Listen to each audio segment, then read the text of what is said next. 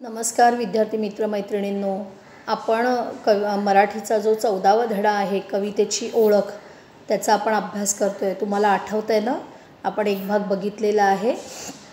आता आपण वळणार आहोत आपल्या दुसऱ्या भागाकडे। बघा काय आठवतंय की आजीने सुरुवातही केलेली आहे, काय कविता म्हणायला, कवितेच्या पद्धतीने संभाषण करायला आजीने सुरुवात केली आहे। बघा आता आजोबा काय म्हणतात, आता म्हाताऱ्याचा वाढतो वात, नको भाजी करू तू कांद्याची पात। वात म्हणजे काय?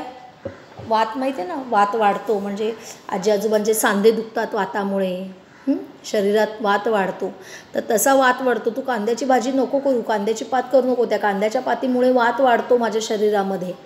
आजी कधीतरी कशाला म्हणतील का हो, मी सांगितलेल्या भाजीला नेहमीच देतात खो।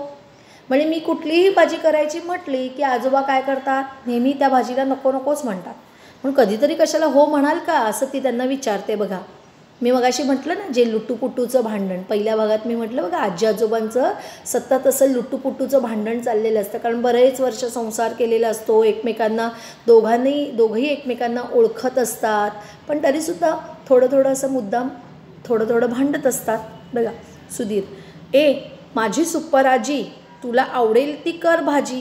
आता सुधीर आजीचा लाडका आहे, किंवा आजी सुधीरला आवडतीये, किंवा सुधीर आजीला आवडतोय, दोघं एकमेकांना आवडतं म्हणून लगेच अगदी माझी सुपर आजी, म्हणजे तिला अगदी खूप छान, माझी चांगली आजी, तू कर, तुला आवडेल ती भाजी। आजोबा, तू बनव भाजी छान छान चवळी। ए सुधीर, आण रे इकडे दातांची कवळी। दातांची कवळी माहिती आहे ना, की दात सगळे पडल्यानंतर आजोबा काय लावतात, दातांची कवळी लावतात, खोटे दात लावतात, त्याला कवळी म्हटले। आणि आजोबांना चवळीची भाजी आवडते म्हणून ते म्हणतात की छान छान चवळीची भाजी कर, आणि सुधीरला सांगतात माझी कवळी आण रे इकडे। आजी, बरं बाई तुमची इच्छा हाच ध्यास, भाजी बनवते चवळीची खास। बघा मी मगाशी जे म्हटलं की यमक जुळले पाहिजेत, बघा आजी, भाजी, चवळी, कवळी। आता बघा आता काय म्हणते की तुमचा ध्यास, तुम्ही म्हणाल तेच मी नेहमी करत असते, आताही तेच करते, आणि मग तुम्हाला आवडते ना चवळीची भाजी, मग बनवते असं म्हणते। आणि मग सगळेजण खो खो हसतात। बाबांची रात्रपाळी असते, म्हणजे बाबांना नाईटला जायचं असतं। बघा आता बाबा, अगं आई पटकन खायला दे ना गं काही, मला ऑफिसला जाण्याची घाई, नाहीतर बॉस करू देणार नाही सही, म्हणजे उशीर झाला तर बॉस सही करून देणार नाहीत, माझ्या साहेब सही करून देणार नाहीत, पटकन दे मला खायला काहीतरी, मला उशीर होतोय। सुधीर, कसली घाई कसली सही, आजीनं दिली चपातीनी दही। आता सुधीरलाही बघा कवितेत कसं बोलायचं यायला लागलं की तुम्हाला कसली घाई आहे आणि कसली सही करायची आहे, आता आजीने तुम्हाला काय दिली आहे, चपाती आणि दही खायला दिलं आहे। आई, काय बाई कवितेची कमाल, बोलतात मी हसतात तोंडावर धरून रुमाल। आता आईसुद्धा कवितेत बोलले बघा की काय आहे कवितेची कमाल, की कविता बोलता बोलता आपल्याला हसायलाही येत आहे ना, ही कवितेची कमाल आहे। आणि मग बोलतात तर बोलतात आणि परत हसताना काय करतात, तोंडावरती रुमाल धरतायत। आजी, आता सोड रे घराचा पाश, ऑफिसात जा आता सावकाश। बघा काय, आता तू काय कर, घराचा पाश सोड। पाश म्हणजे काय, बंधनातून मुक्त होणे, पाश बंधनातून मुक्त होणे, लिहून घ्या वहीमध्ये। बघा की तू आता काय कर, घराचा पाश सोडून दे आणि काय कर, की आता जा ऑफिसला जा, पण कसा जाशील, हळूहळू आणि सावकाश जा। बघा बाबा ऑफिसला जातात, आजोबा फिरायला निघतात। बाबा कुठे जातात, ऑफिसमध्ये जातात, आणि आजोबा काय करतात, आता बाहेर फिरायला निघालेले आहेत। आजोबा, मला द्या काठीणी चप्पल, कोटाचं जोडून द्या तुटलेलं बक्कल। बक्कल म्हणजे काय, बटण, की आता आजोबा बाहेर चालले आहेत, साहजिकच आहे आजोबांचं वय झालेलं आहे, आणि वय झाल्यामुळे काय झालेलं आहे, तर त्यांना काठी घेतल्याशिवाय चालता येत नाही, आणि मला काय द्या ते म्हणतायत की मला काठी द्या आणि चप्पल पण द्या। आता वय झाल्यामुळे म्हाताऱ्या माणसांना आपल्याला त्यांच्या हातात द्यावं लागतं है ना, आणि दिलं पण पाहिजे। आणि मग पुढे काय म्हणतायत, आता त्यांनी कोट घातलं आहे, पण कोट घातल्यावर त्यांच्या काय लक्षात आलं, कोटाचं बटन तुटलं आहे, म्हणून मला ते बटन बक्कल लावून द्या तुटलेलं।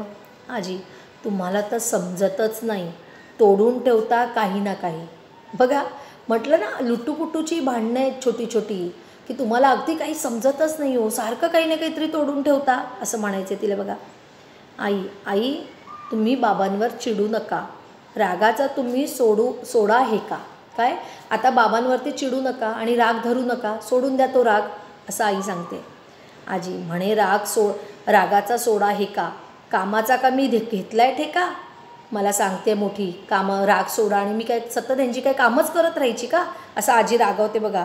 शिवणकाम शिकलीस पण बक्कल लावायला चुकलीस. म्हणजे तुला शिवणकाम येतं, टेलरिंगचा कोर्स केलास पण बक्कल चुकीचं लावतेस, चुकीचं लावलंस. आई चिडता का हो माझ्यावर, माया करावी सर्वांवर. माया म्हणजे प्रेम. माझ्यावर का चिडताय तुम्ही. मला असं वाटतं चिडू नका, प्रेम करा माझ्यावरती. बघा अगदी आई आजीला समजावून सांगते बघा. सुधीर तुम्ही आता नका भांडू, भांडण ऐकून येतंय रडू. लहान तोंडी मोठा घास, करपलेल्या भाजीचा सुटलाय वास. म्हणजे तुम्ही इथे भांडत बसलायत आणि तुमच्या भांडणामध्ये काय झालेलं आहे, भाजी करपून गेलेली आहे. आणि बघा काय म्हणतो आहे, खरंच आहे ना. जर का घरात कोण भांडत असेल आणि तिथे लहान मुलं असतील ना, तर ती लहान मुलं घाबरून रडायला लागतात. तसं आता सुधीर म्हणतो की तुम्ही भांडू नका बाबा, तुमचं भांडण ऐकून मला रडायला येतं आहे. आणि आता काय झालं आहे की लहान तोंडी, आता मी लहान आहे, तुम्ही मोठे आहात. खरं मी हे तुम्हाला सांगायला नको की भांडू नका, मला रडायला येतं आहे, भाजी करपली. पण आता काय करणार, नाईलाज आहे, मला तुम्हाला सांगायलाच पाहिजे. म्हणून तो अगदी म्हणतो आहे लहान तोंडी मोठा घास. मी लहान असून मोठ्यांना सांगतो आहे भांडू नका, भाजी करपलेली आहे. सुधीर रुसतो. तेवढ्यात ताई येते. तिला हे वातावरण नवीन असतं, तिला माहिती नसतं काय चाललं आहे. ताई नव्हती ना घरी मगाचपासून, त्यामुळे तिला माहिती नाही हे कवितेचं काय चालू आहे. विषय समजताच खो खो हसते. आणि मग जेव्हा तिला कळतं की काय झालं, का हा रुसला आहे, तर आजी आणि आई भांडत होते, आजोबांचं बक्कल तुटलेलं आहे, आज कवितेत बोलायचं, हे सगळं ऐकल्यावरती हसायला लागते. पण आनंदित होते व सहभागी होते. मग ती सुद्धा कवितेत बोलायला लागते बघा. ताई बरं का आजोबा आणि आजी, दूर करू सुधीरची नाराजी. आता आजोबा आणि आजी आता आपण काय करूया, तुमची भांडणं बाद झाली, आता आपण ह्याचं हा नाराज झाला आहे, रागावला आहे, त्याचा राग दूर करूया. कवितेत मारेल तो बाजी, म्हणजे कवितेत पुढे येईल तो, बाजी मारेल म्हणजे पुढे येईल. आई आहे का घरात पिठाची सोजी. सोजी म्हणजे काय, रवा. हां बघा, तू घरी आहे का गं सोजी. आई सोजी तुला हवी तरी कशाला, लाडू खातेस आणि बरणी ठेवतेस उशाला. बघा सोजी कशाला हवं आहे, काय रव्याचे लाडू बनवायचे आहेत तुला. एक तर तू काय करतेस, खातेस ते खातेस आणि भांडं तिथेच ठेवून देते, बरणी तिथेच ठेवून देते उशाजवळ. म्हणजे उचलून जागच्या जागी तू ठेवत नाहीस, हे आईला सांगायचे बघा. सुधीर चला सगळे जेवण करू, चवळीच्या भाजीवर ताव मारू. चला आता मला पण भूक लागली आहे, आपण काय करूया, जेवण करूया आणि चवळीची भाजी खाऊया. सगळेजण एकत्रित मिळून जेवण करतात. बघा आता काय करतायत, जेवायला बसणार आहेत आता सगळेजण. हां आजी रात्र झाली आता झोपा, उघडू सकाळी कवितेचा खोपा. खोपा म्हणजे काय, सुगरणीचा खोपा असतो माहिती आहे ना. आता काय झाली आहे, रात्र झालेली आहे, तर आता सगळ्यांनी झोपा, उद्या कवितेचा खोपा, म्हणजे उद्या आता पुन्हा कवितेमध्ये बोलूया, हे की नाही. सर्वजण झोपतात. सकाळी उठल्यावर सुधीरला सर्वजण कामात दिसतात. सुधीर आईकडे जातो. आता आपण काय करूया, एवढाच धडा अभ्यासूया, कारण मग नंतरचा एकदम थोडा धडा आहे ना, त्यापेक्षा आपण काय करूया, आता इथे या धड्यामध्ये थांबूया आणि आपण भेटूया पुढच्या भागामध्ये. आत्ता मला हा धडा तुम्हाला समजला असं मी गृहीत धरते. त्यामुळे धन्यवाद.